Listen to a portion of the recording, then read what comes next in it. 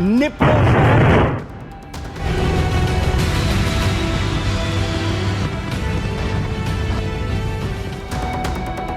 ICBM रुबेस 26 के जरिए Dnipro शहर को टारगेट किया गया है, जहां हथियार गोदाम जो हैं इस आईसीबीएम के जरिए रूस ने तबाही मचाते हुए यूक्रेन के तबाह कर दिए हैं। और जो पुतिन ने कहा था कि हमला जोरदार होगा, यूक्रेन को तबाह कर देंगे, नेटो को भुगतना होगा अंजाम, क्या उसकी शुरुआत हो चुकी है?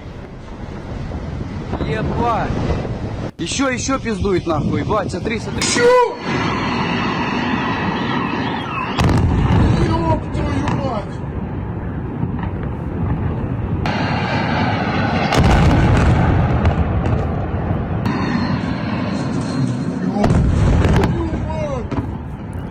तो रूस की तरफ से आईसीबीएम के इस हमले के जरिए बड़ा पलटवार कर जवाब यहां पर दे दिया गया है। और क्या विध्वंसक हथियारों की यह जंग की शुरुआत हो चुकी है। मेरे साथ कर्नल शैलेंद्र सर यहां पर जुड़ रहे हैं। सर, बहुत शुक्रिया हमारे साथ जुड़ने के लिए। लेकिन सबसे बड़ा हमला इस युद्ध में आईसीबीएम का सर इस्तेमाल कर दिया है रूस ने। जय हिंद, नमस्कार। देखिए, ये होना ही था, क्योंकि दिख रहा था काफी दिनों से जिस तरीके से यूएस और उसके एलाइज और नेटो यूक्रेन को वेपन सिस्टम दे रहे थे, एडवांस्ड वेपन सिस्टम दे रहे थे। So what do you expect? क्या रशिया नहीं करेगा इस्तेमाल? अगर आप अपने तरफ से वो वेपन सिस्टम देंगे जो रशिया के डीप इनसाइड अगर अटैक करेगा, बट यस, मैं ये मानता हूं कि रशिया ने बहुत जल्द इस लड़ाई का स्केल और ऊंचा कर दिया जब पहली बार आईसीबीएम्स का इस्तेमाल हुआ है। और आईसीबीएम इस्तेमाल करने का सीधा सीधा मतलब रशिया बता रहा है नेटो को और यूएस को कि यूक्रेन पर ये अटैक नहीं है, ये रिटेलिएटरी अटैक है, आपके जो स्टॉर्म शैडो है उसके ऊपर है, ये आप जो सप्लाईज यूक्रेन में दे रहे हैं उसके ऊपर है। अब आप देखेंगे कि पोलैंड जैसी कंट्रीज को भी एक तरीके से चैलेंज किया जाएगा, उनको टारगेट किया जाएगा, क्योंकि रूस ने कहा है, बिल्कुल आप बिल्कुल सही कह रहे हैं, क्योंकि रूस ने यह कहा है कि हम पोलैंड तक भी अटैक करने से नहीं चूकेंगे। लेकिन जो बाइडेन ने अभी तक के डिसीजंस लिए हैं, जैसे एक्लेट हुआ है युद्ध को लेकर जो डिसीजंस लिए गए, तो क्या सीरियस नहीं लिया गया रूस को? और उसने अब शुरुआत उसकी कर दी है। वर्ल्ड वॉर 3 बार कह रहे थे सभी होगा, सब कह रहे थे परमाणु युद्ध की ओर सिचुएशन चली जाएंगी, उसकी क्या शुरुआत हो गई है सर? मैं सीधे सीधे पोलैंड का नाम इसलिए ले पा रहा हूं क्योंकि रशिया काफी टाइम से बोल रहा है कि पोलैंड का जो यूक्रेन को आर्म सप्लाई का रूट है वो उसे रोकना चाहिए, पहली बात। दूसरी बात, अगर हम ये कहें कि यूएस और नेटो कंट्रीज इसको ज्यादा फ्यूल अप कर रहे हैं, आग में पेट्रोल का काम कर रहे हैं, वो ज्यादा सही इसलिए होगा कि आप तो पीस की अब बात ही नहीं कर रहे, आप तो अब उसको आम इस तरीके से कर रहे हैं यूक्रेन को, हालांकि उसमें सारा नुकसान यूक्रेन का है। बट अगर सीधी अब अगर लड़ाई आगे की आप देखेंगे तो high technology destructive weapon system NATO US versus so called Russia. अब आप ये नई लड़ाई देखेंगे जहां पर लड़ाई कॉन्टैक्ट बैटल की नहीं होगी, अब लड़ाई होगी हाई टेक्नोलॉजी की, हाई डिस्ट्रक्शन की।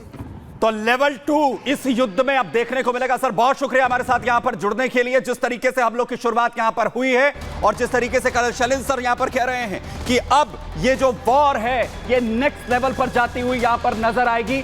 लेकिन आप ये समझिए कि इसकी शुरुआत आखिर क्यों हो रही है और पुतिन इतने तिलमिलाए हुए क्यों है कि आईसीबीएम का इस्तेमाल यहां पर किया जा रहा है, क्योंकि इससे पहले बड़े 2 हमले रूस ने झेले हैं। पहला हमला अमेरिकी मिसाइल से होता है और उसके बाद दूसरा हमला स्टॉर्म शैडो के जरिए यहां पर होता है, जिसके बाद रूस के राष्ट्रपति पुतिन की जो चेतावनी है वो बेअसर होती हुई नजर आती है। यूक्रेन का जो रूस पर एक और जो घातक हमला है वो नजर आता है, जिससे पहले पुतिन ने चेतावनी दी थी। रूस पर ब्रिटेन की दरअसल स्टॉर्म शैडो मिसाइल जिसका इस्तेमाल यूक्रेन कर देता है। रूस पर खतरनाक स्टॉर्म शैडो क्रूज मिसाइल जो है वो यूक्रेन की तरफ से दागी गई, जिस पर पलटवार अब पुतिन करते हुए नजर आ रहे हैं। और ये पहली बार है रूस पर लंबी दूरी की जो मिसाइलें हैं वो दागी जा रही हैं, स्टॉर्म शैडो का इस्तेमाल हो रहा है।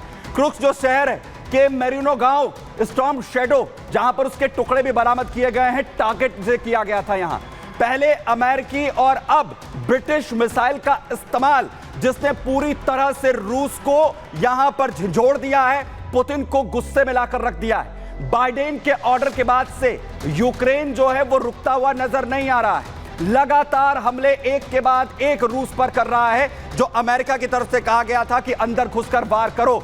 जहां इससे पहले अमेरिकी ATACMS मिसाइल के जरिए हमला यूक्रेन की तरफ से रूस पर किया गया था, उसके बाद रूस के ब्रॉस्क बॉर्डर इलाके पर तबाही जो है वो ATACMS के जरिए मचाई गई थी।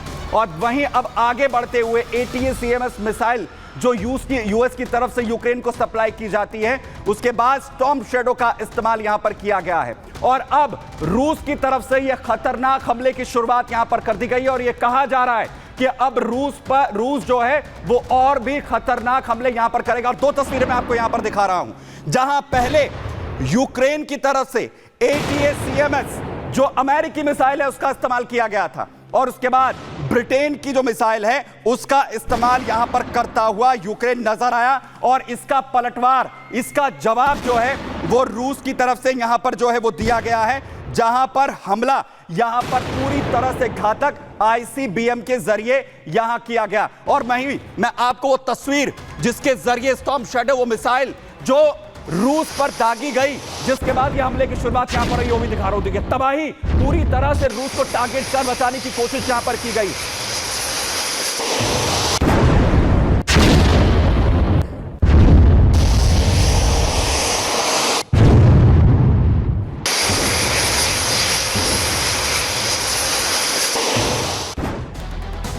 लेकिन ICBM का इस्तेमाल करने का आखिर क्यों रूस ने ठाना है, जिससे पहले वो चेतावनी दे चुका है कि वो परमाणु हमले भी करेगा? इसकी वजह है क्योंकि स्टॉर्म शैडो अपने आप में बेहद खतरनाक है।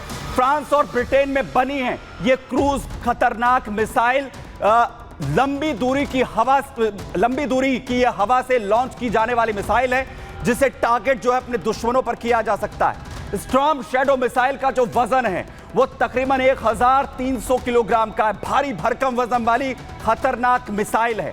16.9 फीट, तकरीबन 17 फीट लंबी जो है ये मिसाइल, और इसकी चौड़ाई की अगर बात करें तो 25 इंच 19 इंच तक की इसकी जो है लंबी चौड़ी भारी भरकम मिसाइल है, जो दुश्मनों पर बड़े वार करती है।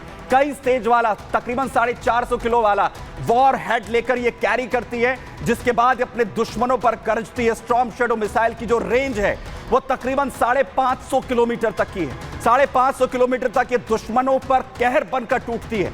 एक सेकंड में 323 मीटर की दूरी ये तय कर सकती है, अपने दुश्मनों को नेस्तनाबूद कर सकती है। यानी 1200 किलोमीटर प्रति घंटे की रफ्तार से ये गरजती है, जो पूरी तरह रूस पर गिरती हुई नजर आती है, तबाही वहां पर मचाती है।